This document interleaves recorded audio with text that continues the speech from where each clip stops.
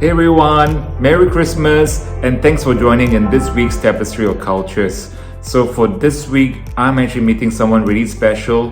Her name is Stacy DeLano. So Stacy has a very colorful life and she's traveled and lived in several countries. So Stacy is formerly from the United States of America. She's lived in Lisbon for about 3 years now. And I find her stories are actually very fascinating of her travels and where she's been and where she has lived around the world. So I thought I want to share a little piece of her story with you guys. And I thought, why not go to her apartment and do the interview? So I cooked something special for her and I cannot wait for her to try it out. So let's head to Stacy's apartment for the interview.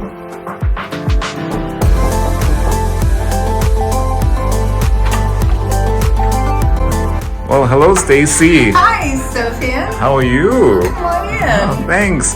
Oh, wow, you got a very beautiful Christmas tree around here. Yeah. This is my first Christmas tree in 12 years, I think. Wow, that's been a while. I had it shipped from the US, and I have my ornaments now that belong to my family and things I've collected from around the world. So, yeah. Oh, fantastic. Yeah, because I noticed on the tree, you have very unique items, you Yeah. know, not your typical Christmas tree. No. Yeah, maybe you'd like to explain some of the items that you might have. Here's one. Here's one. I think this is from Thailand when we lived there in the 60s, in the early 60s.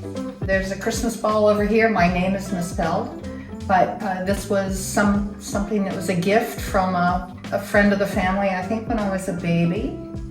And this is a Christmas ball from my college in the U.S., Randolph-Macon Women's College, which is now Randolph College.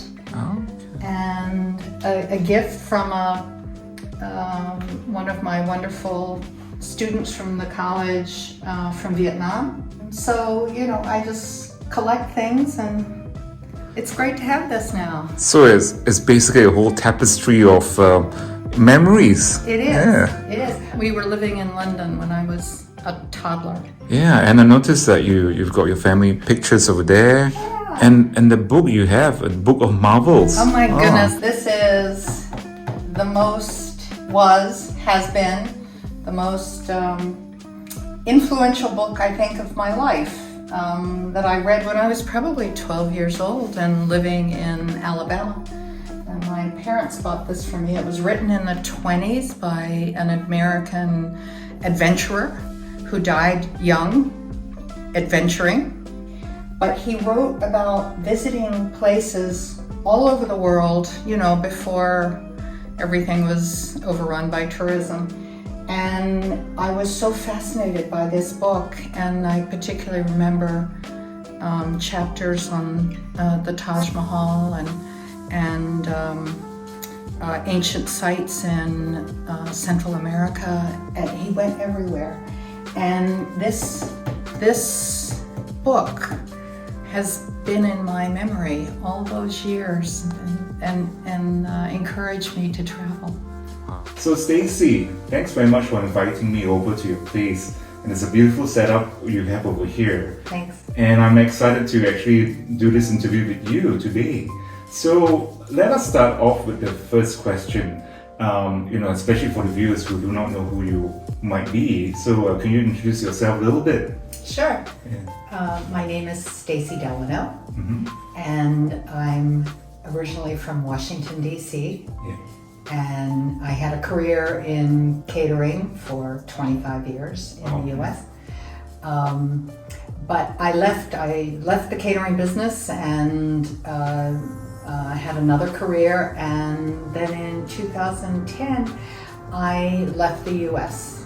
and I've been living in different countries ever since.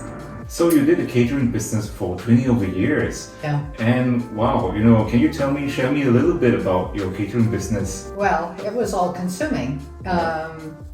In my late 20s, my 30s, and my 40s. Mm-hmm. And, you know, very exciting work in Washington, everything from corporations to functions at the White House and the Supreme Court and Wow. the Smithsonian and private events also, and very creative, Wow. but very, very stressful.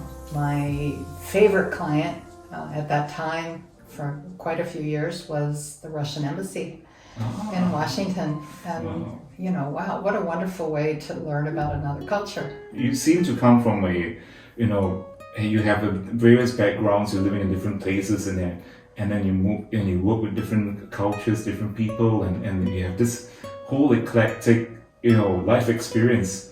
Yeah. And yes, and then you mentioned that you left Washington D.C. and you went to teach in a college. I wasn't teaching. I was actually a fundraiser. Oh, okay. But it was from my college in Virginia, and a completely different. It was a wonderful job in a wonderful community, and I connected with a lot of our international students. I'm still in connection with or in contact with so many of those students who are now in their mid-30s. Wow, that's amazing. All over the world. Wow, that's amazing. All over the world too. Yeah. And so, then you talked about you moved out of the US. So what triggered, the move? Yeah. Well, I didn't have anything holding me back in the US, and I knew I wasn't going to stay in this small community forever. Yeah. And it was literally a choice of renovating my kitchen or moving to a different country. Wow, that's the easy decision actually. I know, it took me about 60 seconds to figure that one out. And then, it was a matter of how do you make this happen? And I ended up getting my certificate to teach English to language learners, and then picking a place to teach. So as you say, it took you 60 seconds to decide whether it's renovation on a kitchen or to move overseas, and which country you decide to move. Well, my preference, because of my experience, was to go back to Asia. Asia, that's interesting. That was my major in college, but I realized, the world's a big place, and there are a lot of places. I've traveled a lot, but there are a lot of places I don't know. And I picked South America, rather arbitrarily, but I realized I didn't know anything about South America. I'd never been. I didn't know anything about the culture. I thought, it's time you learn something about this huge continent that you don't know anything about. It was like, eeny, meeny, miny, mo, which country do you go to? Yeah, oh wow, it's like looking at a map and then just pinpointing where you go. Exactly. And where do you end up? Chile. Chile, okay.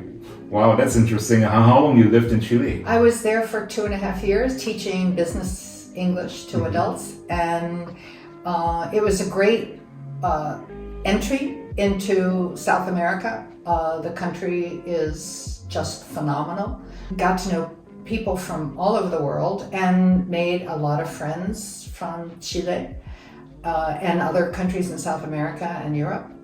And, what a wonderful experience. And I traveled throughout South America also. Wow. And well, I've got one question. Have you been to Rapa Nui? Oh, yes. Oh, wow. Oh my goodness, yes. What was it like when you were my there? Goodness. I didn't go there until I was living in Peru. Oh, okay. But I went with a Brit friend who taught with me in Chile.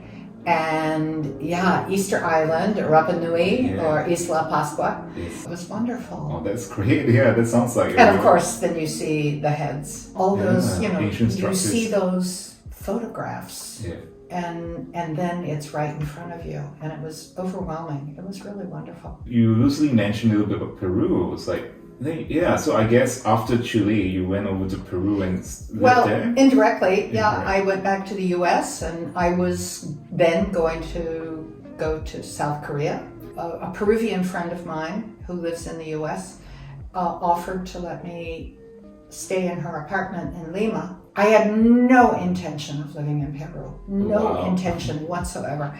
And I wrote this friend and I said, I love it here. I'm staying. Wow, that's amazing. Yeah, it's something that's so spontaneous, and then it became a home for for 3.5 years. 3.5 years. 3.5 years. You must have enjoyed it then. Oh it was my 3.5 goodness. years. I made friends, instantly. Wow. Most of my friends were Peruvian. But friends, again, from all over the world. That's great. You can get to know locals very easily, and they're so friendly. Yeah, Peruvians are very, very friendly, very proud of their culture. Of course, there were, so many things to enjoy there. And I'm sure good food too. Oh my goodness. I mean, you have to go. Oh, definitely. That's definitely in the list. We have to go, yeah. All I did for 3.5 years was go to lunch. The food from the Amazon, the food from the Andes, the food from the ocean. So diverse then. Oh my goodness, just amazing. And I lived in a neighborhood where, within a 6-block radius, there were all the best restaurants in Peru. It's interesting how you plan to move to Asia, and then you end up in Chile, in Santiago, I guess, and then so you want to move to Asia again, Korea, and then you end up in Peru. So how did it come to Lisbon, Portugal? I had thought, after Peru, I thought, okay, my time is done here. Well, you can speak a little Spanish, so why don't you move to Spain? Where the Spanish is very different, of course. Yes. But I loved Spain. And then I was visiting friends in Brazil. Oh, Brazil, okay. I can see the connection now. Yeah, then I told them what my plans were, and they were like, don't move to Spain, move to Portugal. And I was like, really? So Portugal was never in the cards at all? No, not at all. And then they gave me all these reasons why I should move to Portugal, including, of course, the wine is fantastic here, and the food is good, and the people are really, really nice, and it's one of the safest countries in the world. That I agree, Yeah. And then I said, but, I can barely speak Spanish, so now I gotta learn Portuguese. And I said, don't worry, everybody speaks English, which is somewhat true. Somewhat true. Yeah, it just amazes me. So, I booked a took a leap of faith. I took a leap of faith, and I booked passage on a container ship. Oh. And passenger on a container ship. Yeah. How did it happen? Well, that was something. Yeah, because in the conventional terms, we all will take a flight to Portugal. Yeah, but I had a lot of suitcases. But no, that's something that my father and I had for many years talked about, taking a freighter across the Pacific. Some of the travel that I do is in his honor and now his memory. And I remembered that, and I thought, this is my opportunity. Let's see if I can make that happen. From a container ship ending up in Portugal, so where did your trip start from? From Newark, New Jersey. Oh, Newark, New Jersey. And how many days was that? It was 21 days, I think. Wow. And we made some stops along the East Coast. It was brilliant. Oh, you were doing Greta before Greta. Yeah, exactly. To America. That's a good way to think about it. Yeah. And what a great experience. Wow. Yeah, it's just unusual and very unconventional. Yeah. I would never have thought of taking a container ship all the way across the sea. You should do it. It was just amazing. And being in the ocean, and no casinos and swimming pools and happy hours and all that stuff. Yeah, it's not the Caribbean. No. Royal Caribbean. I didn't do this for the food, but the experience was, it was just overwhelming. Mm-hmm. And golly, when I got off in Algeciras, Spain, where the Gibraltar is, yes, I was in tears. I didn't want to leave. Wow. I had really bonded with the crew. So how many years have you been living in Portugal now? It'll be 4 years in April.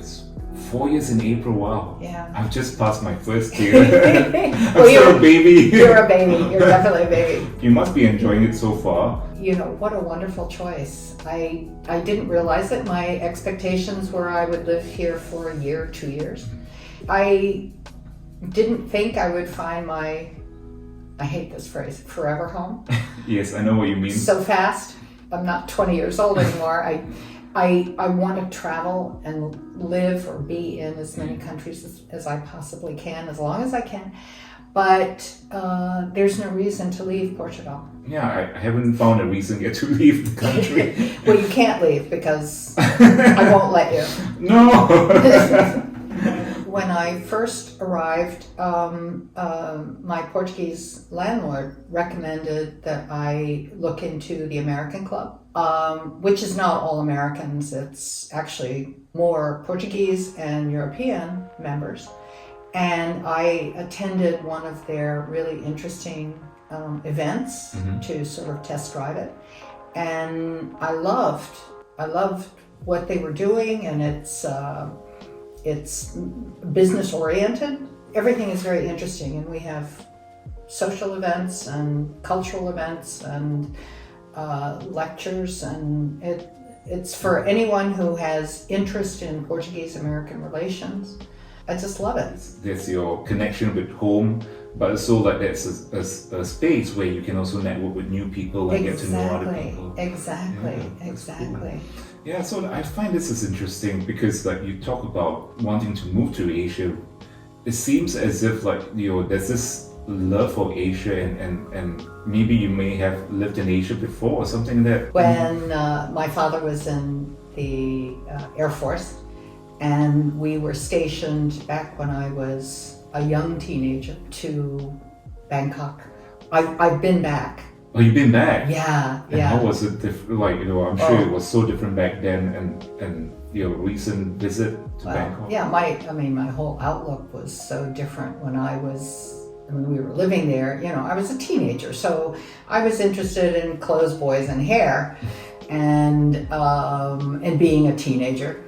And went to an international school. Our lives were very different there. Okay. And, my parents had a wonderful attitude about us living in different places. And it was always, this is going to be an adventure for us.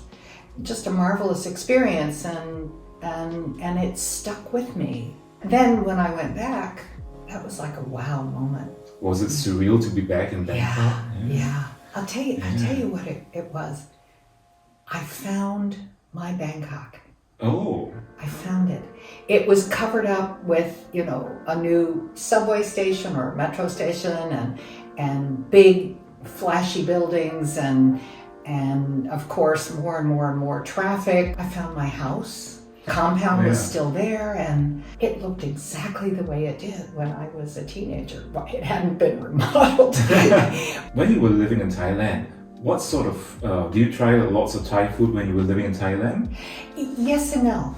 Okay. When we were living there, when my parents or we all were entertained officially, Thai food was not considered to be sophisticated enough, I guess. Go to European restaurants. I was exposed to a lot of things there that I didn't know about in the US. We went to a lot of very elaborate Chinese banquets. My father was always an inspiration for me in eating, so if he ate something exotic, well, I had to eat it too. He taught me how to... Yeah, be adventurous, be a foodie adventure, But on a day-to-day basis, we ate Thai food, we ate pad Thai, and we ate khao pat, the fried rice, and my father every day at work would have khao pat with really hot chilies, which he loved, and a fried egg on top. Oh yes, that's my favorite. Oh my God, it was so good. One of my favorite and earliest memories of Thai cooking was a curry that we would be presented. It was beautifully presented it was a lovely curry, but around it were all of these condiments, little tiny containers of condiments, everything from dried shrimp to coconut to little tiny dry fishes and peanuts. And so you would build your plate with the rice and then the curry and then, Wow, so it's like sort of like a one-pot wonder with all the condiments. Exactly, and it was beautiful. It was really beautiful. And we had that quite a few times, but I've never found it since. Yeah, because that's interesting because I don't remember even seeing that in Bangkok when I was there. From what I've researched, I think it might be called Kanom Jeen Namya. This is a little surprise. I actually found a little recipe that might replicate similar to that. Yeah. Oh my goodness. So I might not have the prawns, the dried prawns or the fish, but yeah, I'm going to try to do something a little bit. So let's see whether it might bring some memories. Oh my goodness, Thailand. that would be so fantastic. Okay, so yeah, I've been looking for that.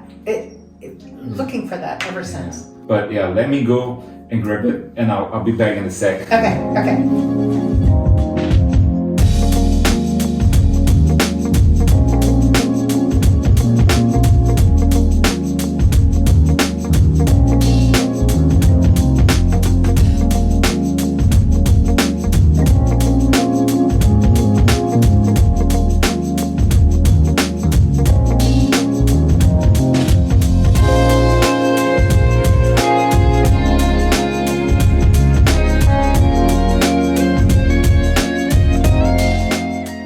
Stacey, this is my take on the Kanom Jeen Namya.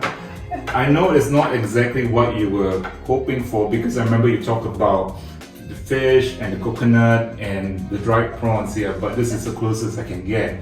And surprisingly, this actually reminds me very much of the Malay laksa. Seriously? Yeah, the ingredients are so familiar. Wow. Please give it a try, and I've got some side dishes spinach, cucumber, Thai basil, eggs, some asparagus. Yeah.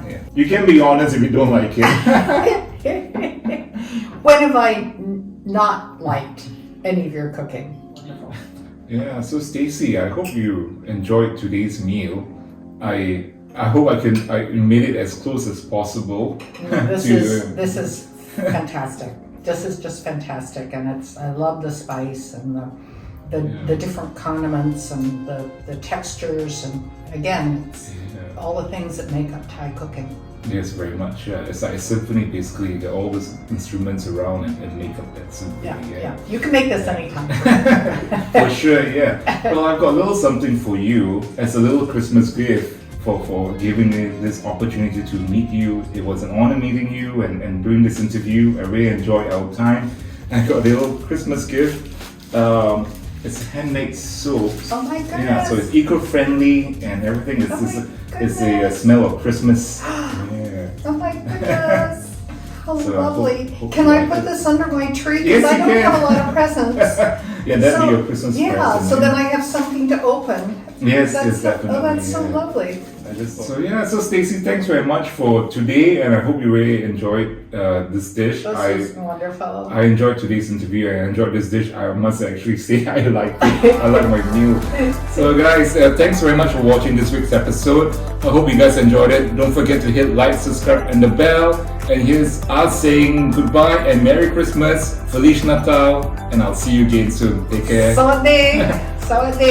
Ciao, ciao.